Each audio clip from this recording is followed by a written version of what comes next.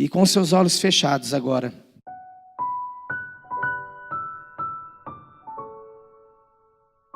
eu quero que você clame ao Senhor com toda a sinceridade. Fala o meu coração, ó Deus, e desperta-me. Eu sei que a palavra será uma palavra dirigida ou especialmente aos pais, mas é uma palavra também que serve para todos que aqui estão e que estejam passando por alguma situação, como este pai estava passando por uma situação de aflição, mas que ele depositou de fato no Senhor a sua confiança. Vamos orar. Senhor, te agradecemos pela tua palavra, que agora será lida e nela nós meditaremos. Pedimos a tua bênção, ó Deus, pedimos a tua direção e a ação do teu Espírito para tudo aquilo que será lido e principalmente para tudo aquilo que será pregado. E que nosso coração esteja pronto para receber a tua palavra, em nome de Jesus. Amém. Abra sua Bíblia comigo no livro de Lucas, no capítulo 8. Livro de Lucas, capítulo 8. Eu farei a leitura, vocês acompanharão, mesmo assentados como os irmãos estão, mais reverente ao Senhor, ao nosso Deus, ao Deus da palavra. Nós faremos a leitura, Lucas 8, de 40 a 42. E depois, mantenha a sua Bíblia aberta, porque eu farei a leitura de outros versículos que também farão parte dessa mensagem, ou farão a composição dessa mensagem. Nos diz assim a palavra do Senhor, Lucas 8, de 40 a 42. Ao regressar Jesus, a multidão o recebeu com alegria, porque todos o estavam esperando. Eis que veio um homem chamado Jairo, que era chefe da sinagoga, e prostrando-se aos pés de Jesus, lhe suplicou que chegasse até a sua casa, pois tinha uma filha única, de uns 12 anos, que estava à morte. Vamos falar rapidamente sobre este homem, mas o tema da mensagem é pai esperançoso. Um pai que busca a ajuda de Jesus na hora da aflição, na hora da dificuldade.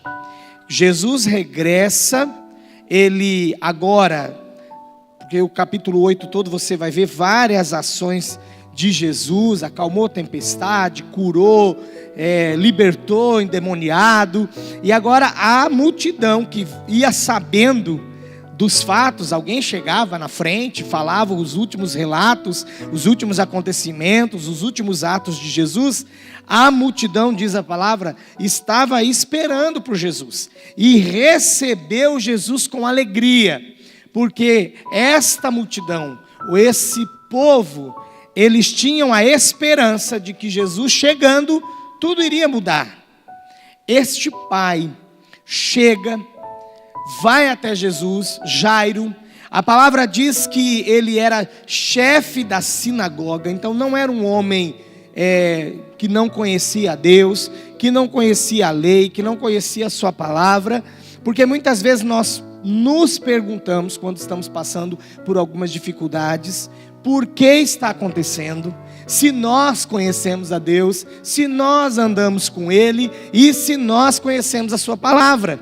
Mas o caso deste homem, ele não era considerado um pecador, a palavra não o destaca assim, como alguém que não fazia parte lá de Israel, ou alguém que fosse totalmente indiferente, mas era um homem que liderava uma sinagoga.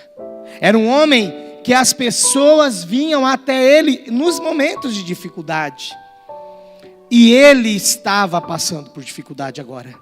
Ele chega em Jesus, ou até Jesus, prostrando-se aos pés de Jesus. Este ato aqui é um ato para aquele tempo de declaração. O Senhor de fato é o meu mestre, é o meu Senhor. Ainda mais o conhecimento, a bagagem que esse homem tinha.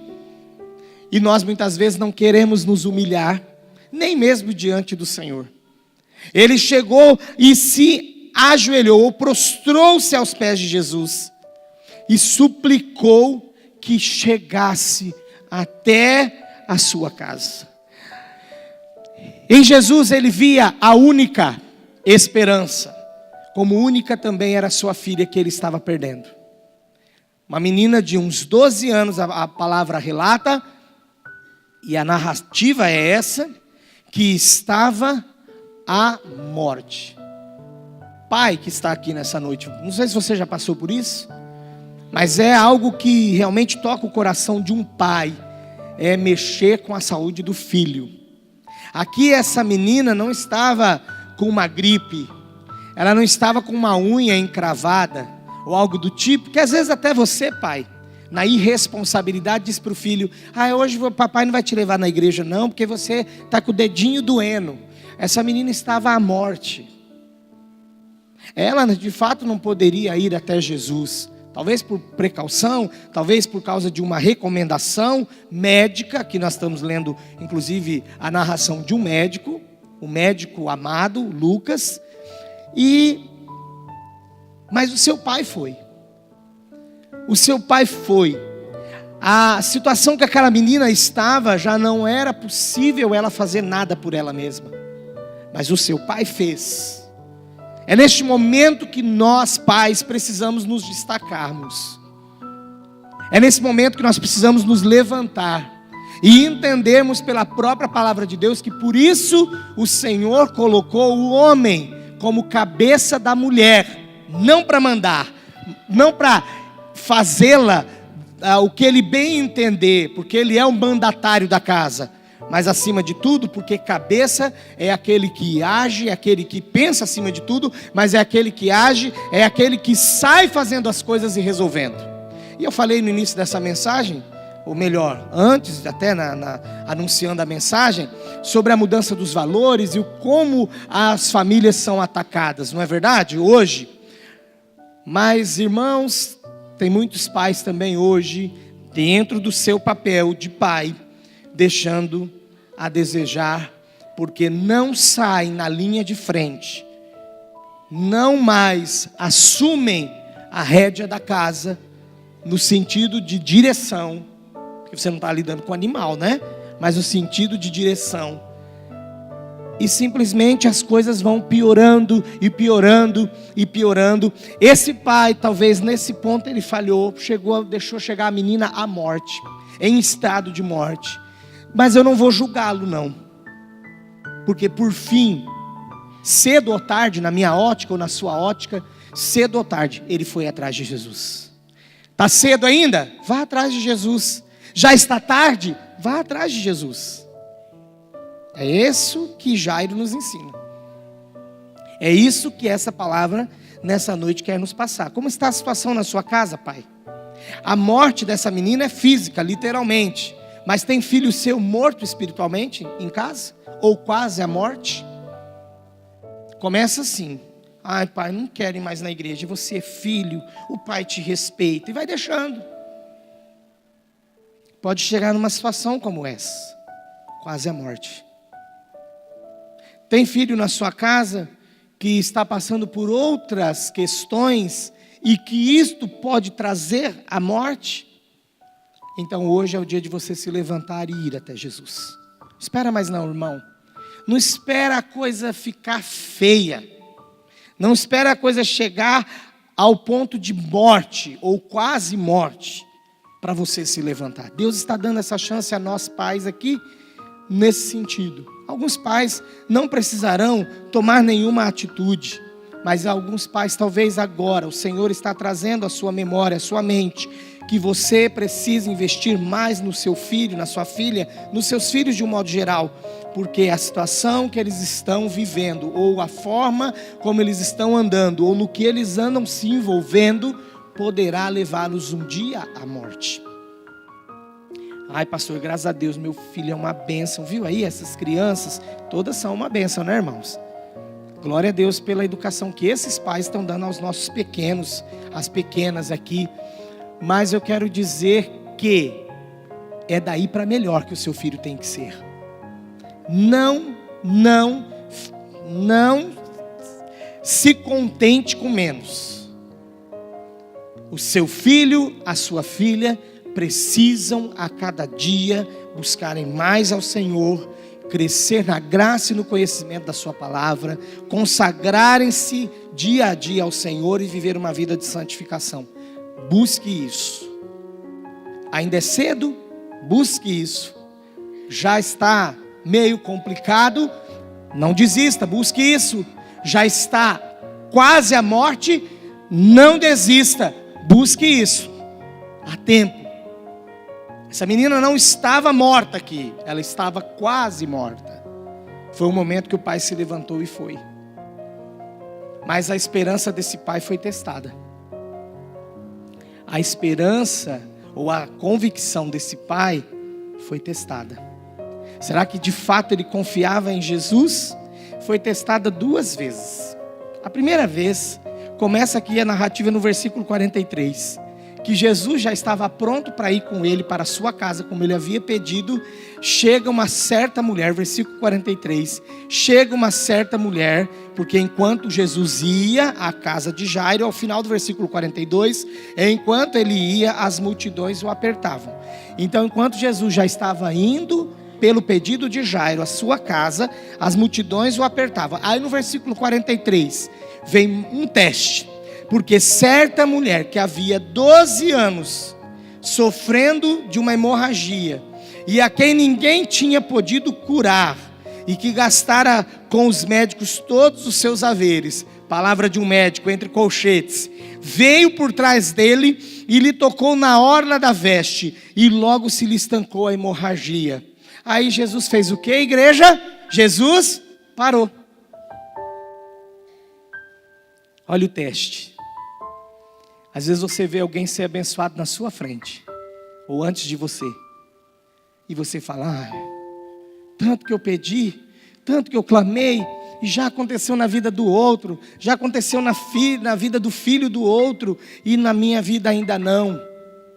Não sei o que Jairo pensou. Irmãos, agora eu vou fazer de uma maneira assim um pouco extrovertida, porque quando eu prego o texto da mulher, é claro, não tem nenhuma brincadeira aqui, mas essa mulher ainda ficou brincando de esconde-esconde com Jesus, e a menina morrendo, porque Jesus para e fala, quem me tocou? E a mulher esconde, e Jesus insiste, quem me tocou? Aí vem os discípulos, com a lógica humana, como? Pergunta quem te tocou? A multidão está te apertando. Mas de mim saiu virtude, de mim saiu poder. Quem me tocou? E a mulher escondidinha. Por que essa mulher não veio logo, né, gente? A moça estava morrendo. É assim que às vezes a gente pensa. Por que não vem o meu socorro logo, Senhor? Por que não veio o socorro na minha família logo? Mas essa mulher, quando viu que não tinha mais como se esconder, lá no versículo 47, vendo a mulher que não podia ocultar-se, aproximou-se trêmula, prostrando-se diante dele, assim como Jairo fez, declarou à vista de todo o povo a causa por que ele havia tocado e como imediatamente fora curada. Então lhe disse, filha, a tua fé te salvou, vai-te em paz. Agora vem o segundo teste e o pior. Não é o da espera só. Vem a má notícia. Versículo 49. Falava ele ainda. Jesus ainda estava falando com a mulher. Não sei quantos minutos se passaram. Mas o fato é que parou tudo. E ele falava ainda com a mulher. Quando veio uma pessoa da casa do chefe da sinagoga, lá da casa de Jairo, dizendo, tua filha já está morta, não incomodes mais o mestre. Que esperança esse homem tinha a partir daqui? Hein, pai? Que esperança esse homem tinha? Ele fica mudo. Não vou acrescentar palavra, a Bíblia não relata se ele chorou, se ele rasgou vestes, tinha um costume assim na época, se ele chorou amargamente, se ele gritou, se ele só se entristeceu, se ele já estava virando, se dando tchau.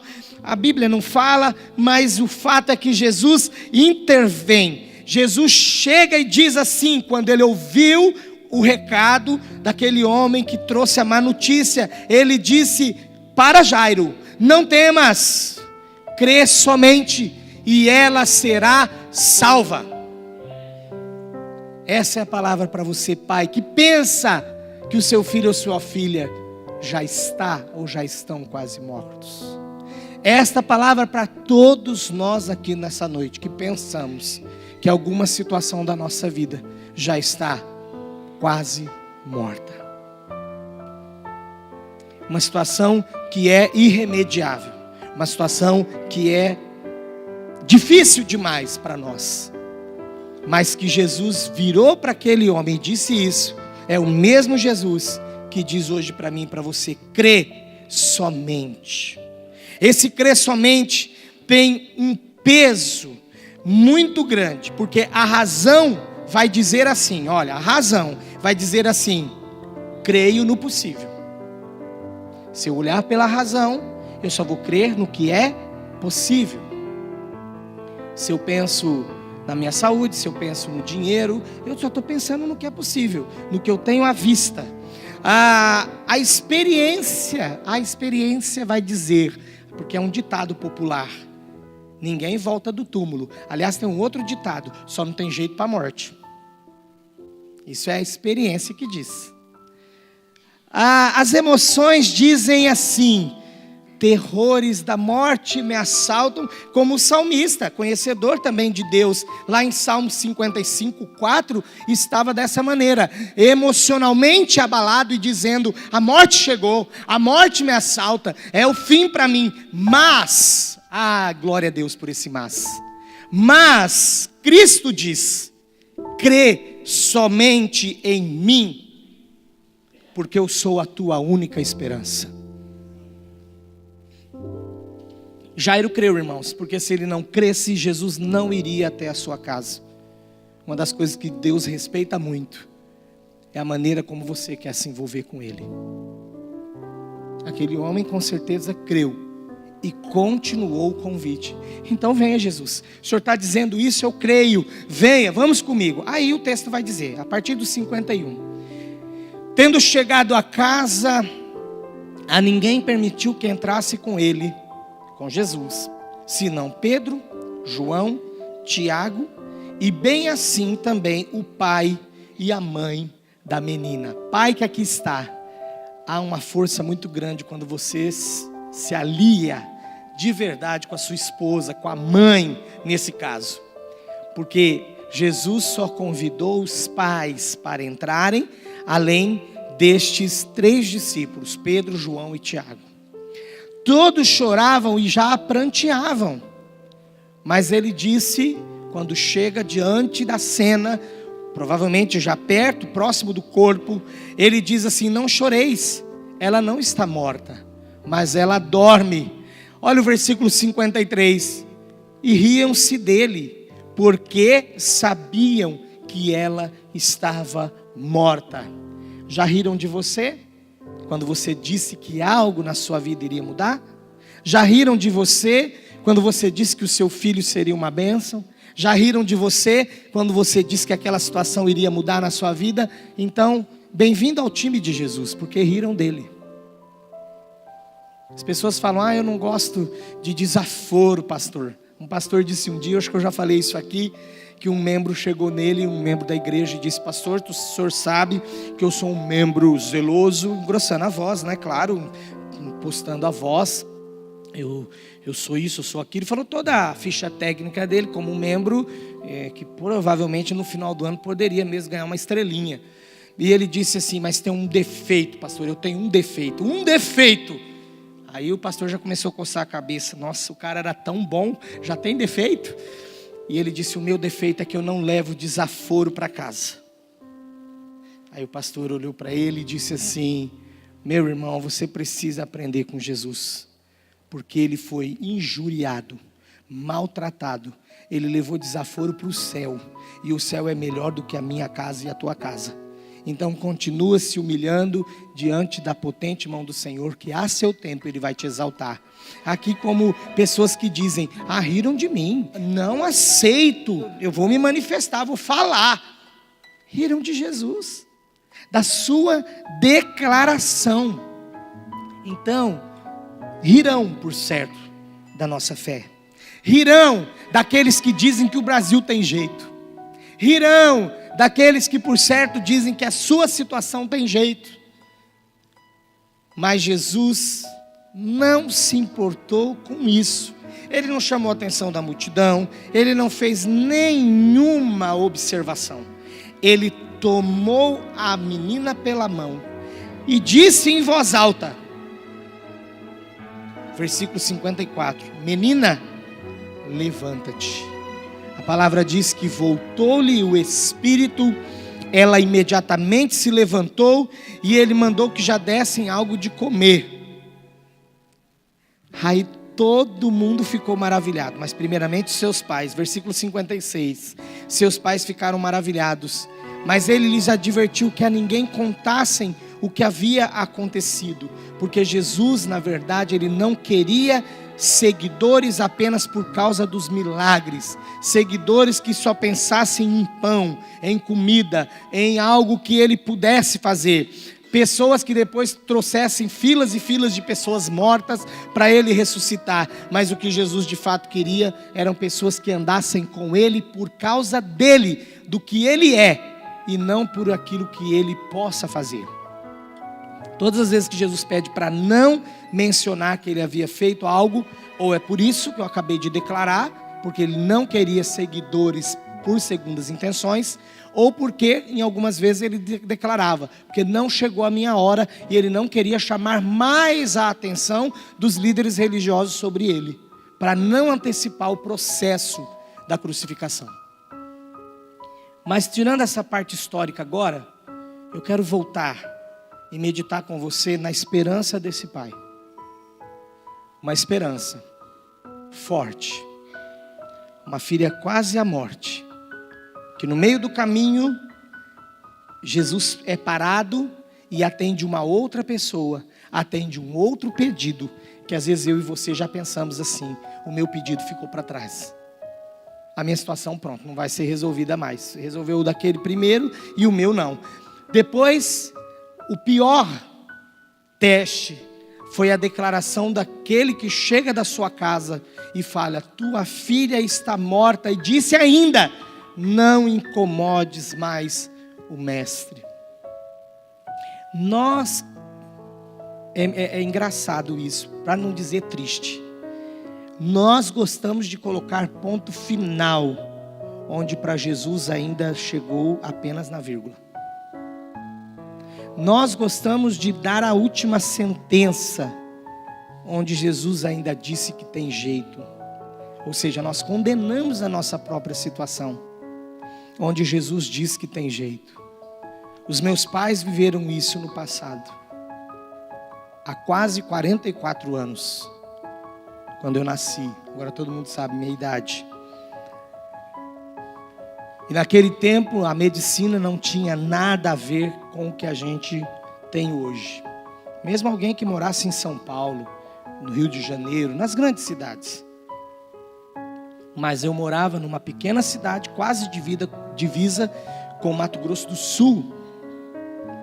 Minha mãe, por causa de questões de hospital, um melhor hospital, e ela, o primeiro parto dela, que é o meu irmão, foi normal. O segundo, ela disse: não, eu não quero mais. E meu pai então teve que levá-la para outra cidade, que é Santa Fé do Sul. Lá ela fez o acompanhamento. Ali eu nasci, mas não morava em Santa Fé do Sul. Minha casa era uma outra cidade. E eu fui diagnosticado, isso palavras dos meus pais, porque não tem o laudo, não é como hoje que tem o prontuário. Deve existir, ou existiu, mas ninguém foi buscar. Não é como hoje que a gente tem o exame na internet, a gente já quer até saber o que tem, né, antes da hora, e vai para o Google também e fica jogando lá a comparação.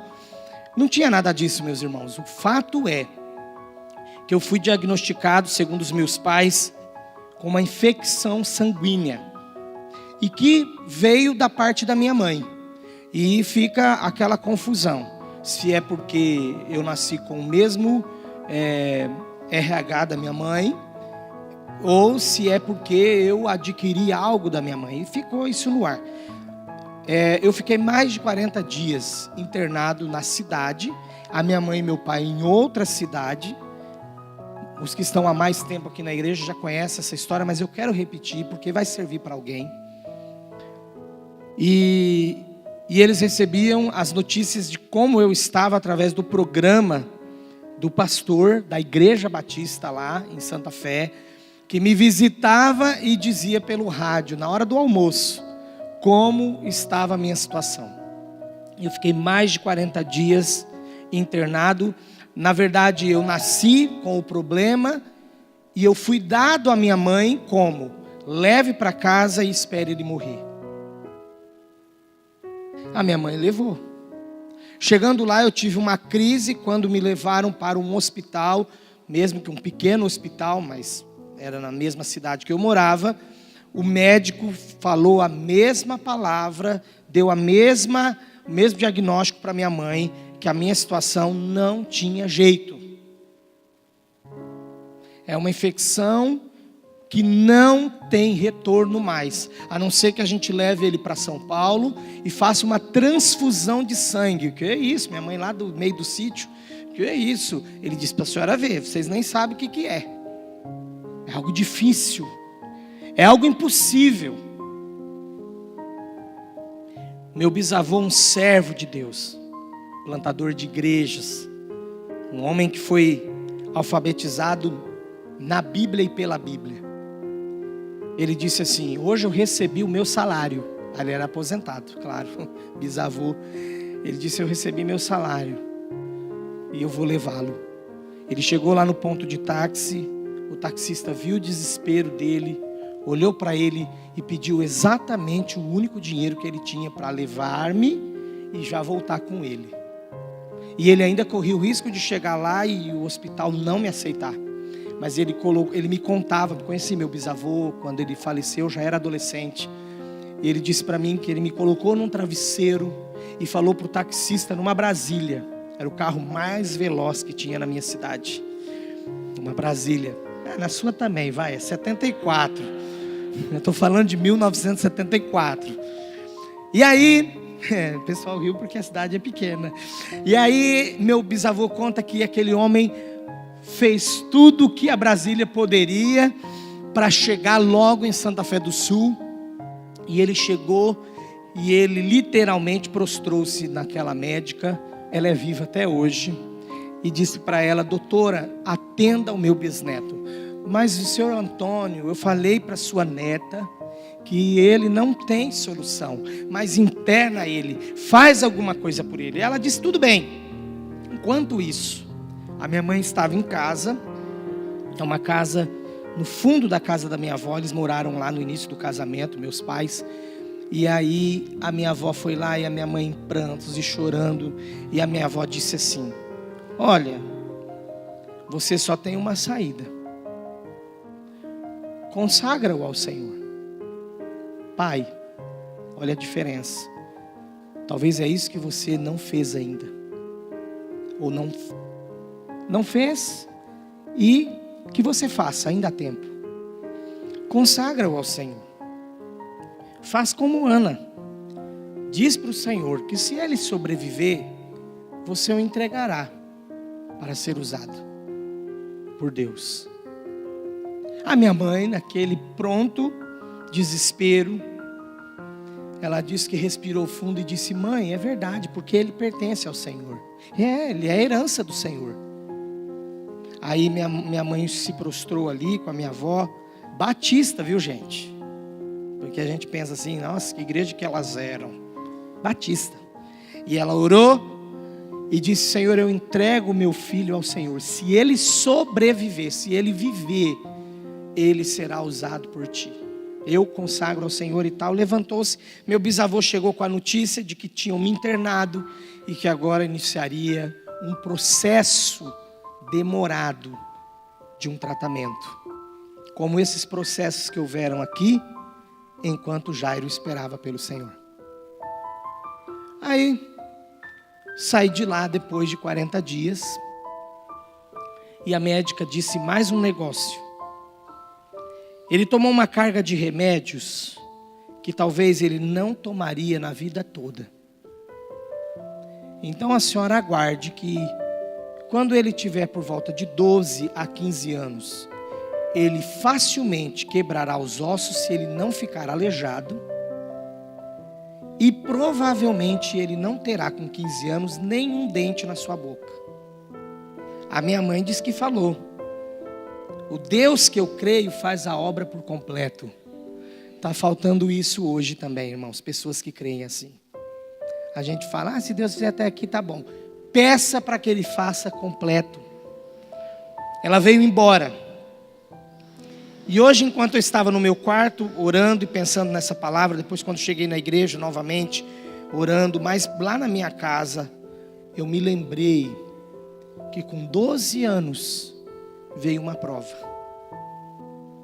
Eu me lembrei hoje, quando eu tinha 12 anos, eu adquiri uma infecção no sangue novamente. Eu não me lembrava disso, eu lembrei disso hoje. E na quarta-feira, meus pais fizeram diferente.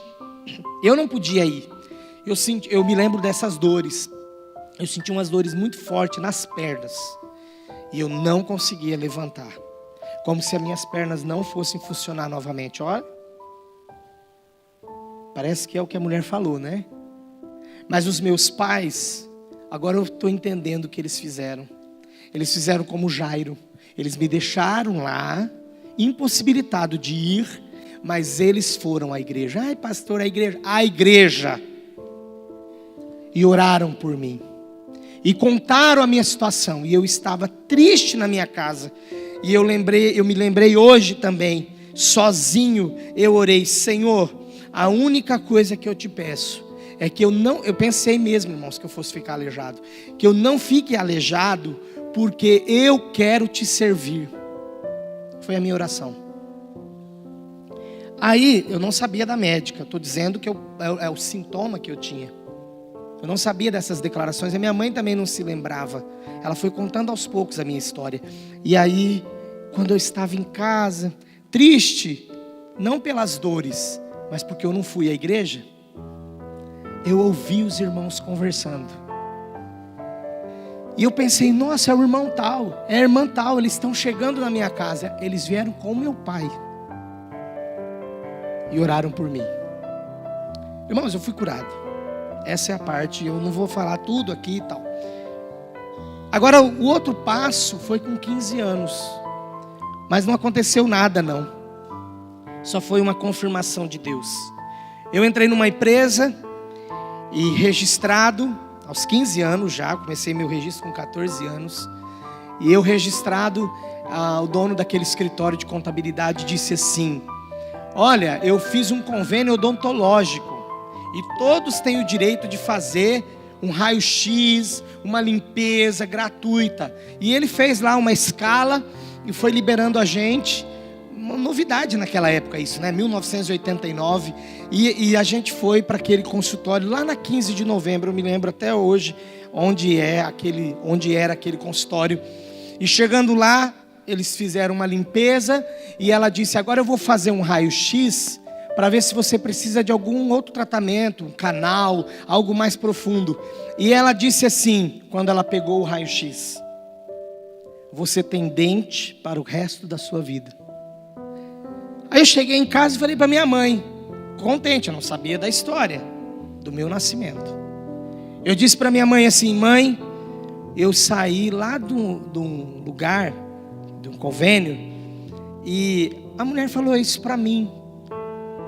A minha mãe disse assim: glória a Deus, porque a última sentença da médica foi quebrada hoje. Eu ando que é uma beleza, irmãos. E agora sei que eu tenho dente pro resto da vida. Então eu vou comer muito. Não, Nini, assim, comer coisa boa. Coisa que não engorda. Mas eu quero terminar essa palavra dizendo a você: quais são os testes que você já passou? Quais são os testes que você tem passado? Tem filho perdido? Tem filho nas drogas? Tem filho morrendo? Busca o Senhor hoje.